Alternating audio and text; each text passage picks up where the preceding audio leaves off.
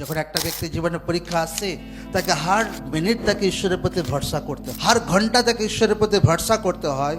সেই লেভেল কিন্তু আলাদা রকম হয়। সেই বিশ্বাস তার বাড়তে শুরু করে, তার আত্মিক জীবনে গ্রো আসতে শুরু করে। সে বুঝতে শুরু করে ভাই আচ্ছা এই কমজোরিতাকে ছাড়তে হবে, এই ত্রুটিকে ছাড়তে হবে। তো তার জীবনে পারফেকশন বাড়তে শুরু করে, তার জীবন কিন্তু আলাদা রকম হয়। এইটা পরীক্ষাতে হয়, এটা পরীক্ষাতে লোকদের জীবনে এই বিষয়টা হয়।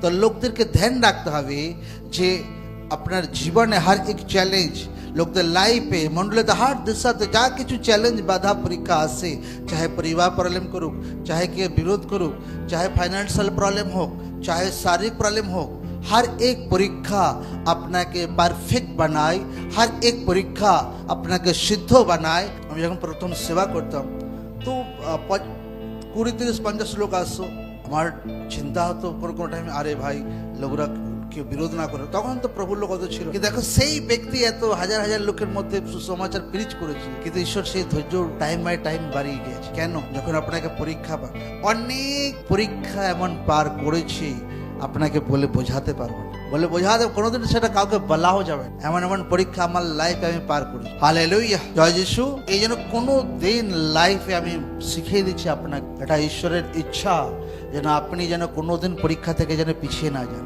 পরীক্ষাকে দেখে কোনোদিন ভয় না করেন। আপনাকে বিশ্বাস রাখতে হবে ঈশ্বর আমার সাথে আছে, ঈশ্বর তার বুদ্ধির সহিত আমাকে বার করবে পরীক্ষা থেকে। ঈশ্বর চাহে আমাকে বিরোধের সামনে দিয়ে আমাকে নিয়ে যাচ্ছে, অসুবিধা নেই। বলে টাইমে সেই সমস্ত ব্যক্তি ঈশ্বরের সুসমাচারকে গ্রহণ করবে একদম। আমেন।